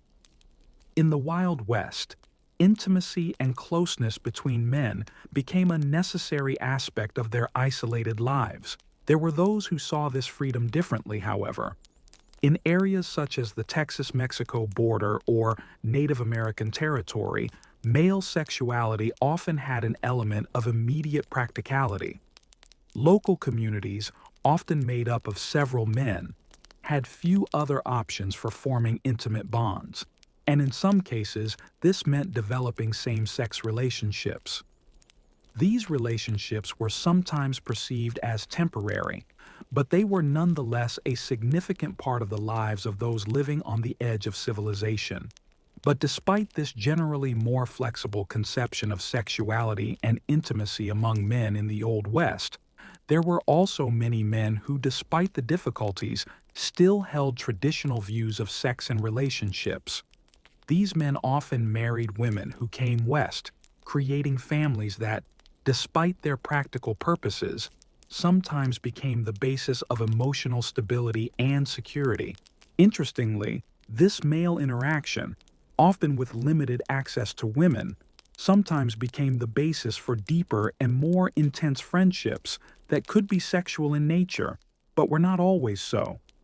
It was not simply an act of physical intimacy, but rather an expression of mutual dependence and trust, which was necessary for survival in such brutal conditions. In addition, one can note an important aspect of male sexual life in the Wild West that involved prostitution and brothels. Despite moral restrictions, such establishments became important elements of social life in cities and towns. Men in need of solace sometimes sought it in these establishments, and such relationships became not just a physical act, but part of a more complex relationship with power, status, and control. Prostitution in the West, although viewed with disapproval, also served as a way for men to express their sexual needs and desires in an environment where such relationships with women were restricted. It is also worth noting that sexual relations between men were not always limited to physical intimacy. Male friendship and camaraderie were often the bonds that helped people survive in these remote areas. Men working on the railroad or farming often built their relationships on the basis of their shared efforts to survive. And it was these close, trusting relationships that sometimes became the basis for subsequent sexual encounters. Even in societies where such relationships might be shamed or frowned upon, their existence was not always perceived as unusual or criminal. Over time, As the West became more urbanized and institutionalized, male relationships and understandings of sexuality began to change. New social norms began to emerge, and such relationships began to be perceived differently. But the initial freedom and flexibility that allowed men in the Wild West to be more open in their intimate relationships left their mark on culture and history. However we might view these relationships today, in the Wild West, male sexuality was tied to survival, practical needs, and an inner need to connect with others. It was a time when intimacy took on a completely different context, and where freedom, though limited, still allowed people to find ways to express themselves and maintain emotional connections in conditions of near total isolation. The Wild West, as a historical era, was not only a time of violent clashes, great adventures, and conquests, but also an arena for the formation of new social norms and relationships. However, for more than a century, these ideas continue to live on in our culture, especially in the forms of popular media culture. Sex in the Wild West has always been in the shadows, and its representation in film, literature, and other art forms has been incredibly distorted. Let's take a closer look at how sexual life in the West was depicted in the media, and how these images influenced our perception of that era and our modern view of sex and intimacy. Let's start with the fact that the image of the Wild West in popular culture has been built for many years around the myth of men who are ready to do anything for the sake of adventure, victory, and conquest. In films, books, and later in TV series, the West was depicted as a place where every encounter was a drama, every choice was a test, and every love was a passion for which there were no barriers. But what lies behind these vivid images? To what extent do they correspond to reality? The real Wild West was much more complex and multifaceted. At this time, despite its freedom and distance from conventional social norms, sex remained subject to strict social and moral frameworks. Women working in brothels, despite their apparent freedom, were subject to harsh judgment and social stigmatization. Men, on the other hand, turned to prostitution in search of solace in remote settlements, but their relationships with women in these establishments were often much more commercial than romantic. However, on the pages of books and the screens of films, this brutal reality was often transformed into idealized scenes where sex served as a tool for male liberation or triumph. Consider how the Wild West is portrayed in cinema, particularly in famous westerns. Women in such films are often presented as passionate heroines or objects of desire, and their sexuality is a symbol of male strength and victory. A simple example is the famous scenes in films featuring actresses such as Katie Jacobs in Walking Alone, where sexual relations become an expression of freedom and victory, rather than an act of love or affection. This creation of the image of women as objects for male pleasure and dominance was a characteristic feature of many westerns that defined the cultural perception of the Wild West. While real women in the West were often exploited and abused, the media's representation of women as sex objects was placed in a context of male freedom and ambition. Sexuality in such films and books was therefore unrealistic, idealized and turned into a symbol of male strength and power, which had no connection to reality. Women in these works often served as a backdrop to stories of male struggle or became part of a narrative of male adventures. In real life, they were often forced to face hardship, violence, and exploitation. Interestingly, with the development of cinema and the advent of new social movements such as feminism in the 1960s and 1970s, the image of women in the Wild West also changed. Women began to be depicted not only as objects of sexual desire, but also as active participants in the struggle for their rights. But despite this, the media representation of sex in the West remained deeply conditioned by the needs and demands of the audience. Sex scenes in the West, including in the context of brothels, became not only scenes of erotic pleasure, but also an important part of the cultural understanding of male and female roles. Consider how these changes have been reflected in popular cultural works such as TV series, modern westerns, and even novels. On screen, Western heroes have become more multifaceted. No longer do we see only the idealized cowboy who seduces women at every turn. Instead, we begin to see more complex relationships where sexuality and intimacy intersect with the struggle for survival, with moral dilemmas and internal conflicts. The plots of such works often deal with complex issues, such as how women and men adapt in such harsh conditions, not only in relation to each other, but also in the broader context of social relations.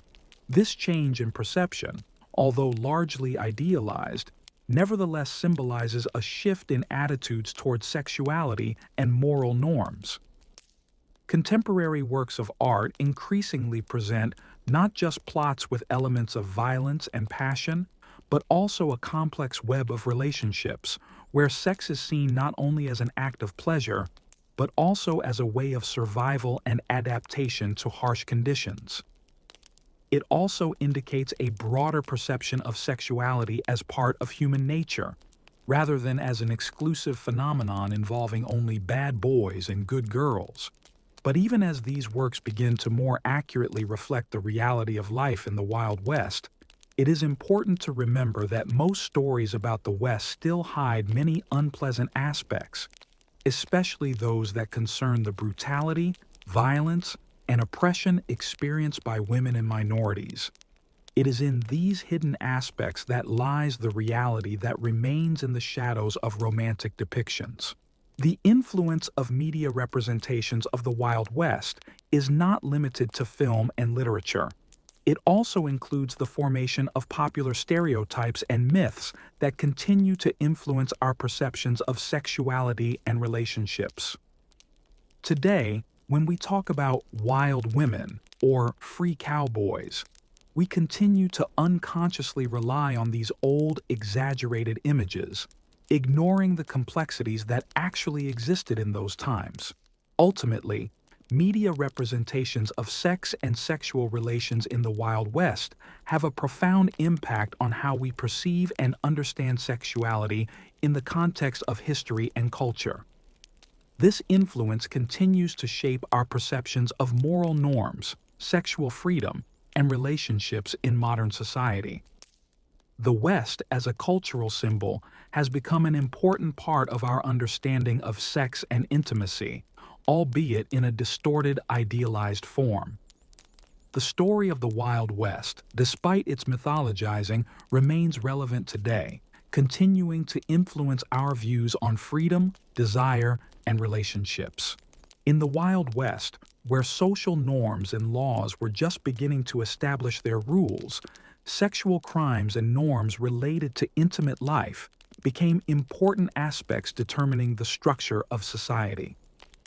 Despite the apparent freedom and the absence of strictly controlled legislation in some areas, life on the frontier of civilization was full of harsh realities, where moral norms were often overshadowed by brutal acts of violence, sexual crimes, and legal insecurity.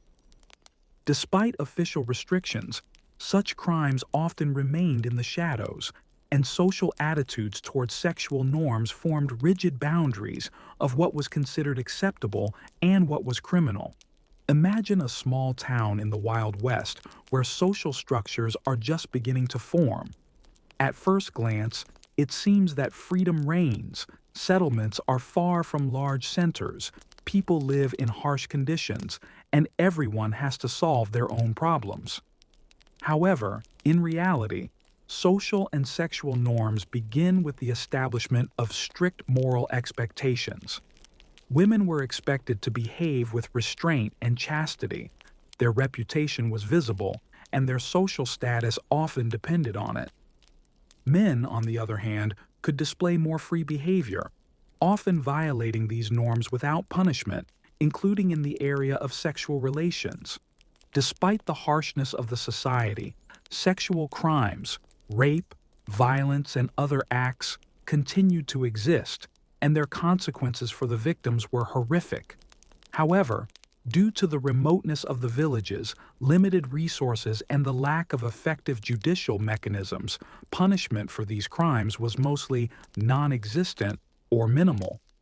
Women who were victims of violence often faced social stigma, especially if their violence was related to their reputation or their involvement in prostitution, which was highly stigmatized in society. Sexual crimes in the Wild West context were often not limited to personal acts of violence. The crimes often occurred within broader social or racial conflicts. For example, Native women were not only subject to violence, but also to repression by settlers. Forced takeovers, forced marriages, and sexual assaults were part of colonial expansion, adding layers of deep-rooted racism and oppression to these crimes. In addition to being horrific for the victims, crimes in the West also had an impact on social and cultural structures. In small communities, information about sexual crimes could spread quickly, and despite the lack of a formal legal system, collective condemnation and local justice became an important tool for maintaining order. This meant that justice was often administered not through laws, but through mob action or private local courts. Without protection, women and minorities often found themselves at the mercy of a local power system that often supported only the interests of the most powerful and influential figures. However, in a society where moral norms and laws were on the verge of chaos, an interesting phenomenon was taking place. While some crimes, especially sexual ones, remained hidden or under-recognized, other manifestations of sexuality, such as prostitution, were becoming an important part of the public economy and culture. Brothels, although perceived as dirty and sinful places, were an important way for many people to satisfy their sexual needs without being overtly sanctioned. Women working in brothels, despite their important role in the economy, were often subject to abuse and exploitation and faced deep social stigma. Sexual crimes such as rape often went unpunished or were too easily forgiven within the culture of male power and the wild order. The lack of clear laws, which was the norm in the West, meant that often men accused of such crimes escaped prosecution, and victims were forced to remain silent due to social isolation, fear of retaliation, or because it was considered inappropriate to discuss such matters. For many women who faced violence, there was another danger: a culture of violence and harassment that was exacerbated by societies in the developmental stage. Most men who found themselves in remote areas were prepared to fight and be violent, which sometimes escalated in intimate relationships. But in addition to violence, another form of sexual crime existed in the Wild West: prostitution, which, despite all the rigid social taboos, became a necessary aspect of life on the edge of civilization. Interestingly, sexual crimes and violations were also intertwined with sexual freedom and liberation that seemed to manifest in the empty and wild corners of the country. Men, deprived of legal means of sexual satisfaction, sought ways to express their needs through prostitution. However, this did not always lead to sexual freedom, since in practice such actions most often became non-random violations of laws and moral norms. These crimes, even if they were perceived as norms in such conditions, remained crimes that many preferred not to discuss. Thus, the culture of the Wild West, in its existence and relationship with sexual crime and moral norms, creates a grim picture, where crime became an integral part of life on the frontier. Sexual crimes were not simply violations of the law, but also part of the social structure that ensured survival and order in this cruel world. Sex in the Wild West, despite its apparent freedom, was always associated with violence, crime, and moral dilemmas. and these aspects have left an indelible mark on how we perceive sexual norms and crime today. When we talk about sexuality in the Wild West, we often think only of the relationships between white settlers, cowboys, and women working in brothels. However, a significant role in this story was played by African Americans, whose sexuality and intimate lives in the West are often overshadowed. In reality, African Americans, like other minorities, faced unique challenges in their search for identity and sexual freedom in the face of severe racial and social discrimination. Consider how African American sexuality in the Wild West manifested itself despite the physical, emotional, and social barriers they faced. Consider how, in a diverse environment on the frontier during the era of exploration, African Americans were under intense pressure to exercise their sexuality and freedom. These people, many of them former slaves, found themselves in a new and often dangerous situation. They were searching for their roots, their identity, and their means of survival in a world where racial and cultural isolation collided with new opportunities and inevitable conflicts. Against the backdrop of historical memories of slavery and oppression, sexual and intimate relationships among African Americans in the West became an important aspect of their struggle for freedom and dignity. Before moving on to the Wild West, it is worth remembering that African American sexual lives were strictly controlled during slavery. African Americans were deprived of basic rights, including the right to their own sexuality. Slave owners could use African Americans, especially women, as objects of sexual exploitation. In a society where slaves were a commodity, African Americans had no right to intimate life. Female slaves were subjected to violence by their owners, and their sex life and reproduction were used as a means to increase the slave labor force. When African Americans became free and began to find their way in a new, more brutal world, the conditions for their sexual life became different, but no less difficult. Unlike slavery, where the sexual life of African Americans was completely subordinated to the interests of slave owners, in the Wild West, they got a chance for greater self-expression. However, this did not mean that these freedoms were unconditional and accessible to everyone. African Americans who found themselves in the Wild West were looking for their paths not only to economic and social independence, but also to sexual freedom. The problem they faced was that despite their formal freedom, their lives were still limited by racial discrimination, harsh social conditions, and legal insecurity. African American sexual relations could not develop in an open and free society, as in the white settlers. Their sexuality remained an object of social control and harsh prejudices. It is important to note that many African Americans who found themselves in the West were former slaves or their descendants. For them, as for other Black people of the time, social relationships, including intimate ones, were under constant scrutiny. Any manifestation of sexuality, for example, between Black men and women, was considered a crime or immoral behavior. Despite these restrictions in the Wild West, many African Americans sought to create normal, safe, intimate relationships as a way to restore their personal freedom and human dignity. Prostitution became an important part of life in the Wild West, and for African Americans working in these establishments, it could be both a source of survival and a symbol of the struggle for autonomy.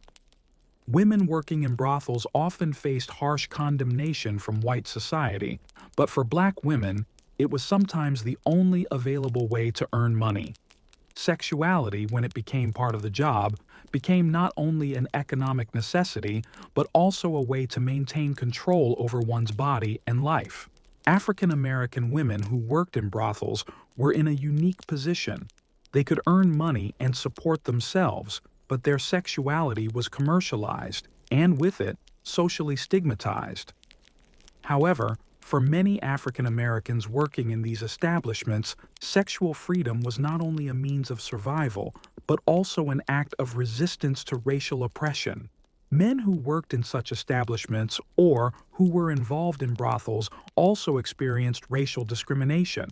They may not have the opportunity to express their sexuality openly and therefore often made compromises to ensure their survival and comfort.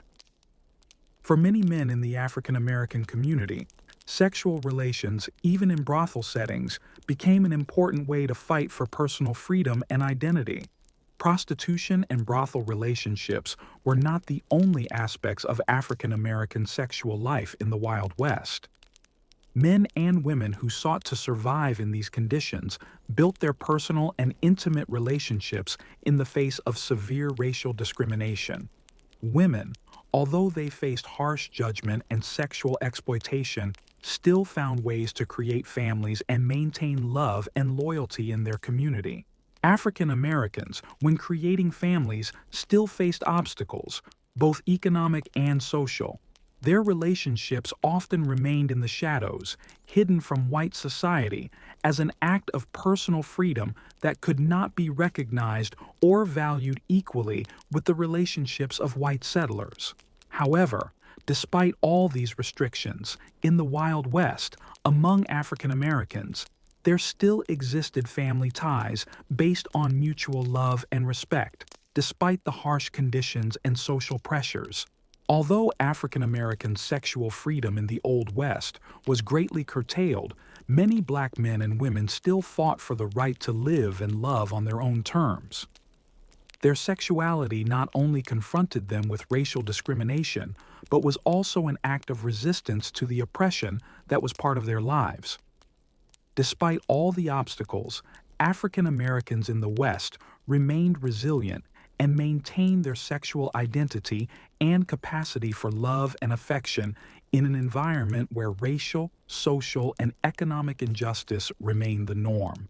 This period of the Wild West history shows how sexuality and intimate relationships can be linked to the struggle for freedom, personal dignity, and identity, even in the most difficult and oppressive conditions. The sexual life of African Americans in the West was not just a matter of intimate relationships, but also an important element of their resistance to racial discrimination and social oppression. The Wild West is not only a story of heroic adventures, chases, and struggles for survival, but also a place where people were forced to seek emotional and psychological comfort in the most difficult conditions. In conditions of isolation, long-term difficulties, and constant threats, intimate relationships became an important source of psychological support and emotional comfort. But against the backdrop of cruel and often ruthless circumstances, these relationships could also become a source of stress, trauma, and unnecessary cruelty. The psychological and emotional aspect of intimate relationships in the Wild West deserves special attention, since it was intimacy and closeness that helped people not only survive, but also maintain their humanity in conditions where the line between life and death was too thin.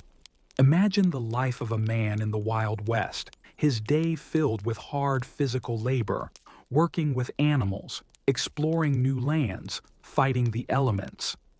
This is a time when spiritual emptiness and loneliness became an integral part of existence, and emotional connections with other people, especially intimate ones, played an important role in mental survival.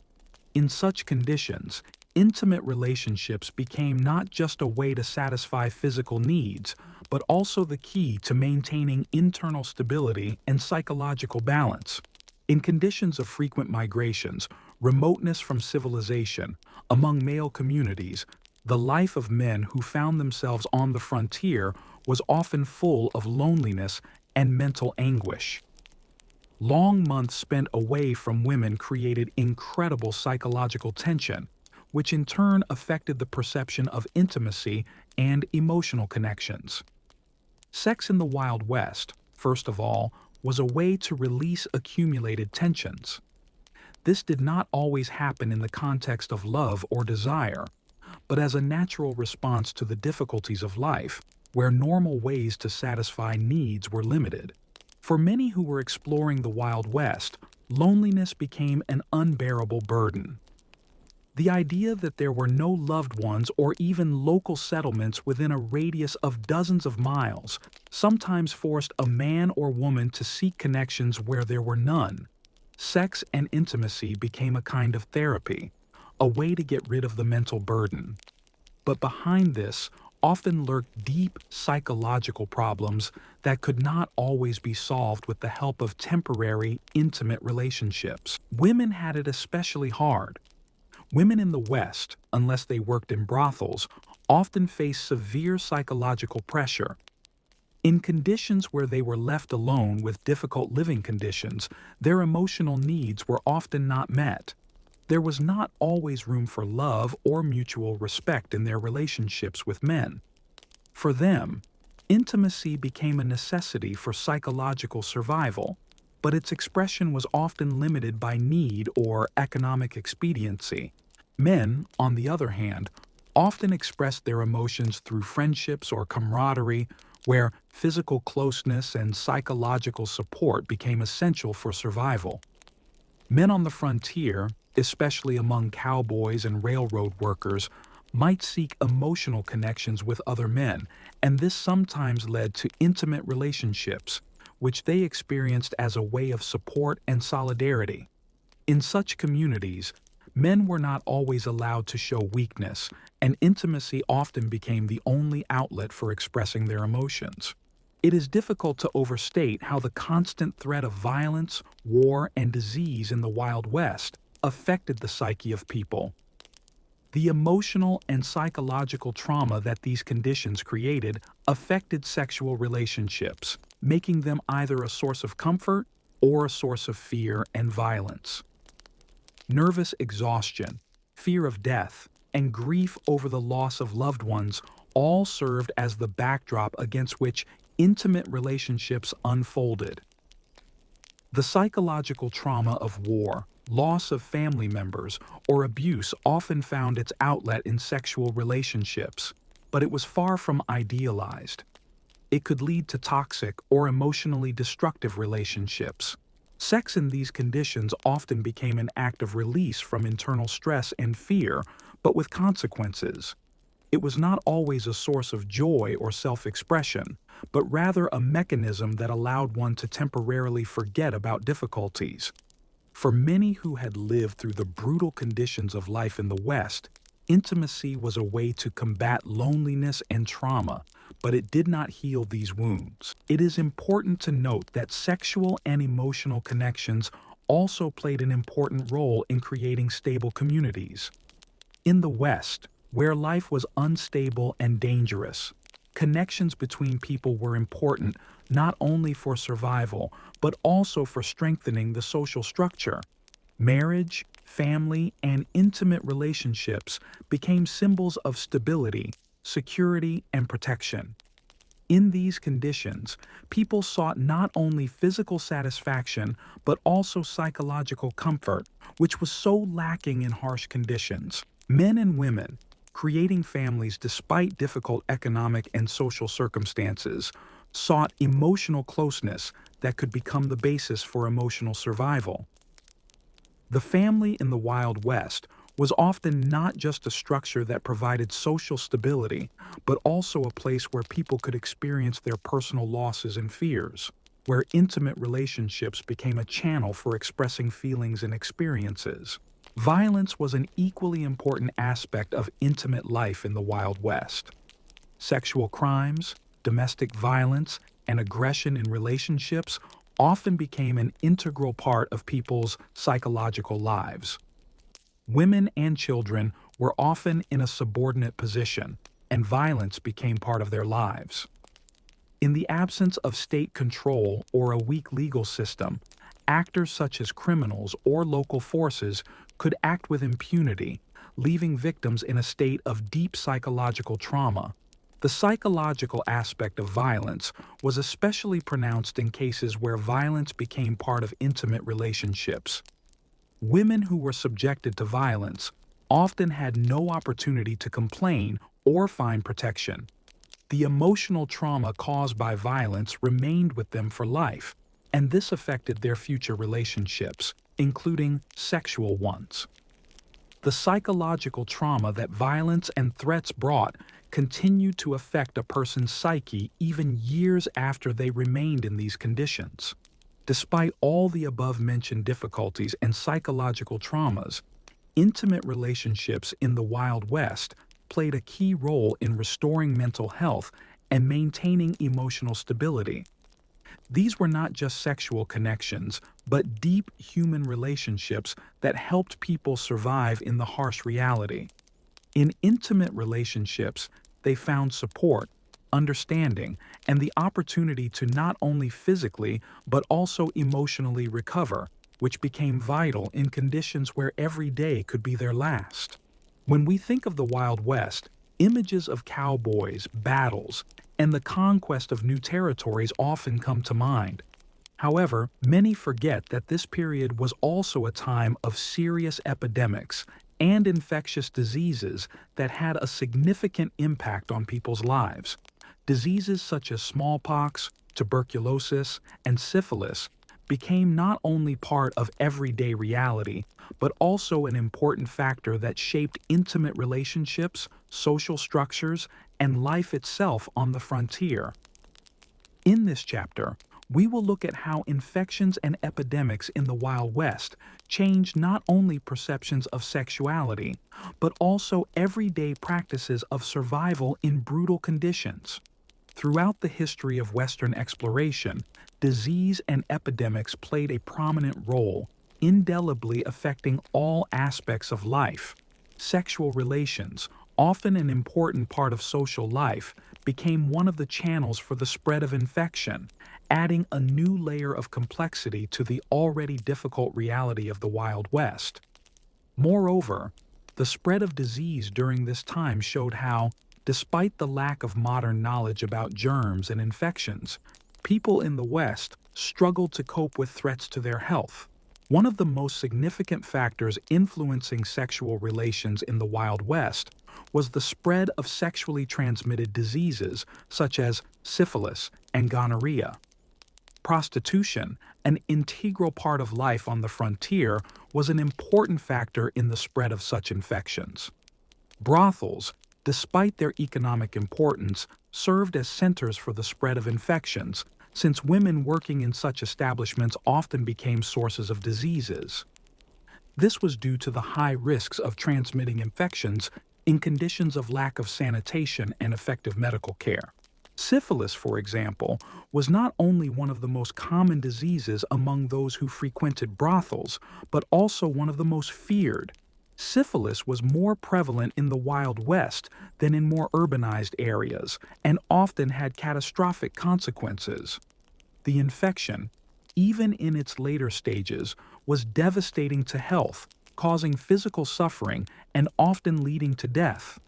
However, most people at the time had no clear understanding of how such diseases were transmitted, which contributed to their further spread. Problems with sexually transmitted diseases were becoming part of the social reality of the Wild West. In small settlements with little medical control, contracting syphilis or gonorrhea could ruin a person's reputation or lead to social exclusion. However, despite all efforts to combat infections, the spread of diseases continued to gain momentum, especially among those who were involved with brothels or who sought sexual relations away from home. But it wasn't just sexually transmitted diseases that affected sexual relations and society as a whole. Smallpox, tuberculosis, cholera, and other infectious diseases were real disasters for communities in the Wild West. Smallpox, for example, was one of the most dangerous diseases, and its outbreaks killed thousands of people, including settlers, Indians, and those who had already been in the West for a long time. Smallpox also affected intimate relationships, as the disease was spread through direct contact with an infected person. Because only people in large cities or more organized communities were vaccinated in most cases, smallpox was a serious threat in remote villages and ranches. Women and children who fell victim to the epidemic were often left unprotected, which led to further spread of the disease among the local population. Particular attention should be paid to how smallpox and other epidemics affected sexual relations among native peoples. Infections such as smallpox were spread through contact with white settlers and their goods. Diseases that were unfamiliar to locals became one of the causes of mass mortality among native peoples, which had serious consequences for their social structures and intimate relationships.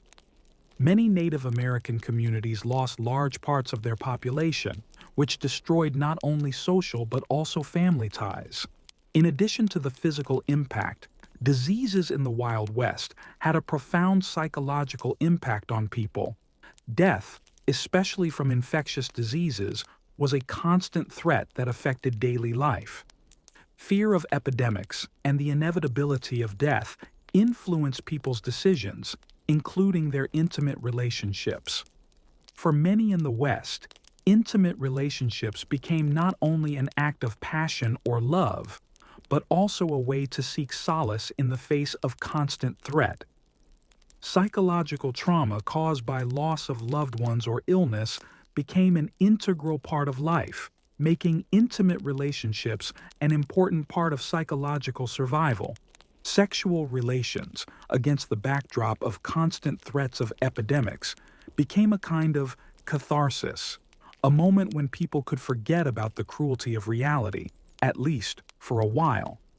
But these relations also became a source of additional stress, since people who fell ill often did not have the opportunity to receive proper treatment.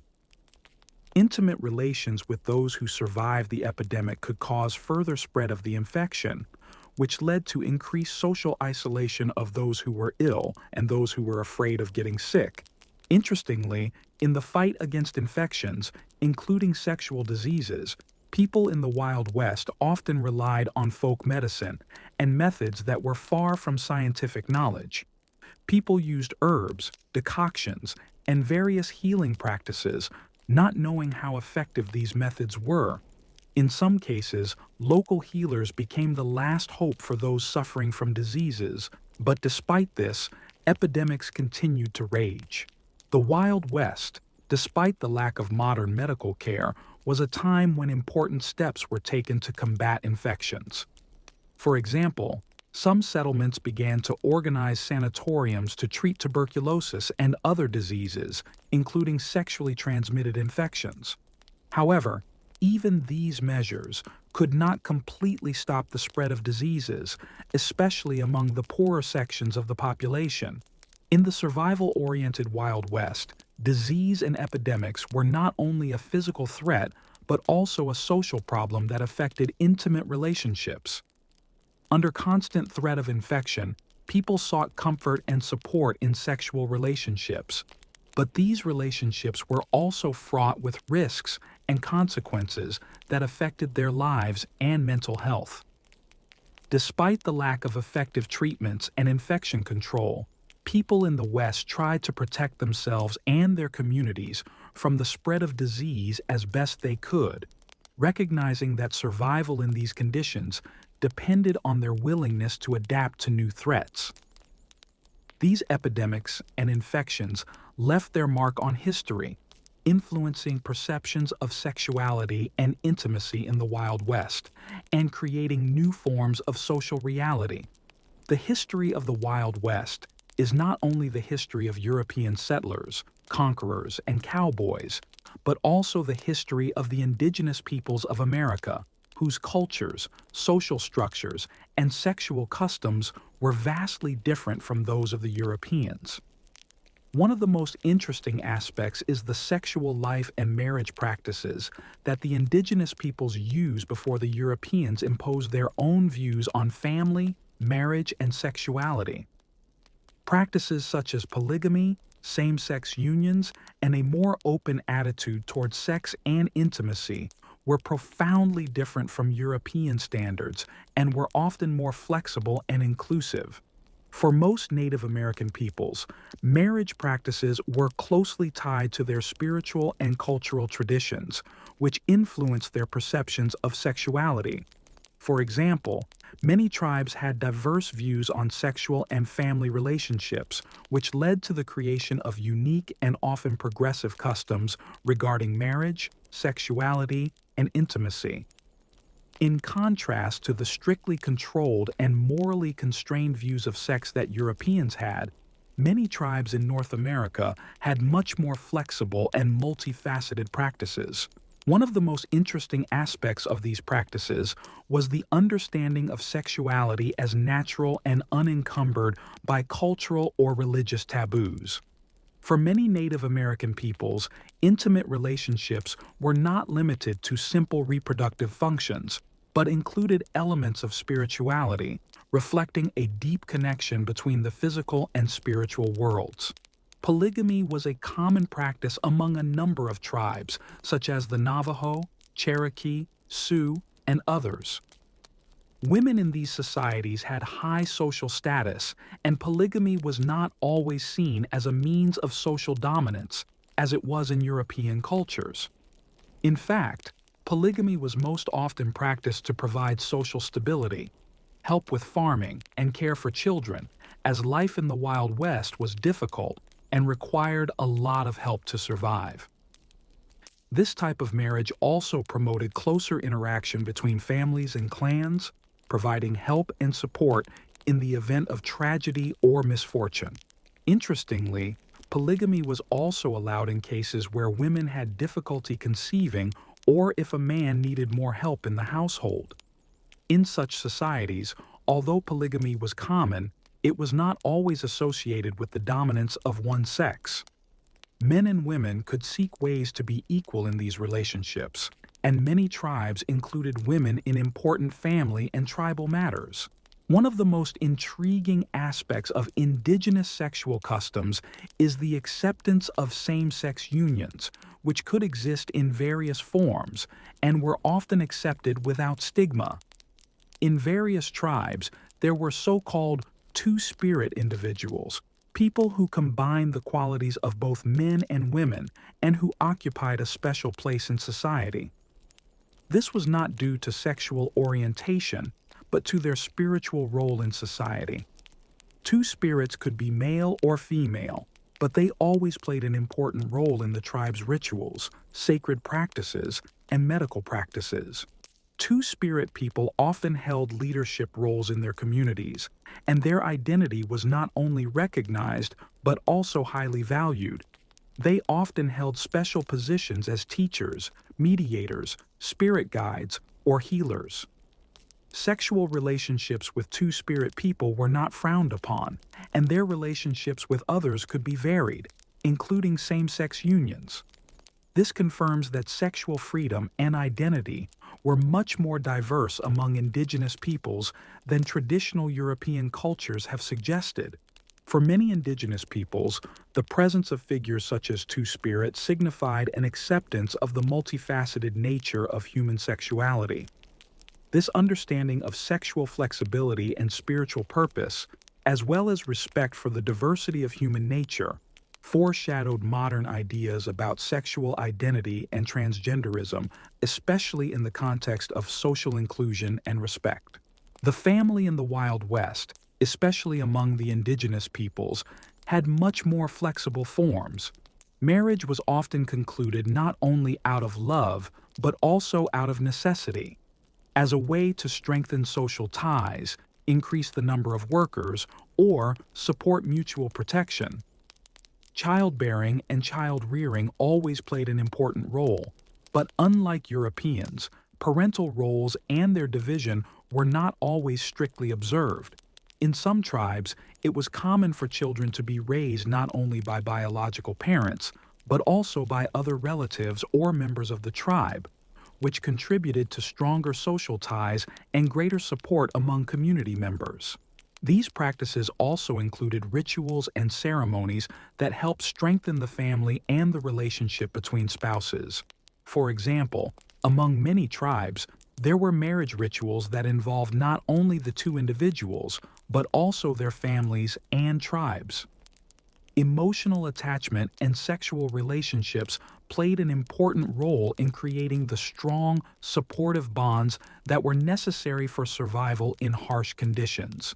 Sexual practices among indigenous peoples were also closely tied to their spiritual and nature beliefs. For many tribes, sexuality and intimacy were seen as a natural part of life and in harmony with nature. Sexual relationships were often linked to the veneration of nature and spirits, and each sexual encounter was seen as a continuation of the cycles of life. In these cultures, sex was not just a physical act, but an important part of the cycle of life and harmony with the world. A special place was occupied by various ceremonies and rituals that were associated with sexual maturity and procreation. For example, in many tribes, there were rites for the transition from adolescence to adulthood, which included not only ritual tests and training, but also the first sexual experiences, which were considered part of spiritual maturation. When Europeans began to impose their norms and views on marriage, sexuality, and intimate relationships on indigenous peoples, it led to a clash of cultures and customs. Polygamy, freedom of sexual identity, and open acceptance of sexuality as a natural and spiritual practice were perceived as barbaric or immoral from a European perspective. The process of colonization, with its moral and religious restrictions, not only destroyed these cultural practices, but also imposed new ideas about morality that were contrary to indigenous traditions. Numerous attempts to Christianize the indigenous peoples and the imposition of European norms led to the destruction of old traditions. Marriages based on love and spiritual connection were replaced by compulsory church marriages, and sexual freedom was strictly controlled. Despite this, many traditions remained hidden and continued to exist in secret, being passed on to the next generations. Sexual and marital customs among Mexicans in the Southwest were deeply rooted in their culture and religious traditions. These customs differed significantly from European norms and were closely tied to the history, religion, and social structures that developed during the Spanish colonial period. As Mexicans and American settlers encountered each other through cultural exchange, their sexual and marital customs had a significant impact on the social dynamics and intimate relationships in these areas. Mexican culture, steeped in Catholic traditions, placed a high value on family, fidelity, and morality, which in turn shaped views on marriage, sexuality, and intimate relationships. However, despite strict moral norms, Mexican traditions regarding sexuality were often much more flexible and inclusive than European standards, especially in the context of polygamy, women's reproductive rights, and their role in the family. To understand how Mexican sexual relations and marriage practices influence the Southwest, it is important to consider the historical and social context in which these relations developed and how cultural exchange with American settlers shaped these customs. Catholicism was a major factor in shaping sexual and marital customs among Mexicans. Within the Catholic Church, which had a profound influence on public life, sexual relations were closely linked to the idea of the sanctity of marriage, fidelity, and reproductive responsibilities. Marriage was not simply a union between two people, but also a spiritual commitment to God, which implied a close connection between sexuality and religious morality. However, there were also more flexible approaches to marriage and sexuality in Mexican culture, especially in the case of polygamy. Although the Catholic Church officially condemned polygamy, it still existed in some Mexican communities, especially among those who came to the land from more traditional and conservative parts of Mexico. It allowed men to have multiple wives, often due to the need to keep farms running or social obligations to relatives and communities. Polygamy among Mexicans in the Southwest played an important role in providing social stability and supporting family structures. In the conditions of hard work on farms and in agriculture, having several wives and children ensured more efficient management of the household. Women in such marriages performed traditional roles, caring for the home, children, and providing for the family. Men, in turn, were responsible for the economic well-being of the family and protecting their interests. Polygamy also had an impact on family ties and the role of women in society. Women who entered into such marriages could have greater support in caring for children as well as helping each other with household chores. However, despite some degree of autonomy in such marriages, women's roles remained largely dependent on male authority. Interestingly, although polygamy was part of Mexican tradition, it was not always perceived as normal in the eyes of American settlers, who tended to have monogamous relationships. This cultural conflict became one of the causes of tension between Mexican and American communities in the Wild West, as many settlers could not understand and accept the practice of polygamy, seeing it as barbaric or immoral. Women in the Wild West, especially among Mexicans, played a key role in family and marital relationships, although their position in society was somewhat limited compared to men. Mexican culture emphasized family values, with women perceived as the guardians of the hearth and the moral health of the family. It is important to note that despite the limitations, Mexican women in some cases had more rights and influence in family matters than their sisters in other cultures. Mexican women also played an important role in reproductive practices. While in Europe, women's roles in the family and society were strictly limited by morality and social expectations, in the West, women, although discriminated against, were sometimes able to influence family decisions. In some cases, they used their role in the family to ensure greater protection and stability for their children and spouses. It is equally important to note that Mexican culture placed a high value on motherhood and reproduction. The family, as a unit of social structure, was the basis for the survival and prosperity of the community.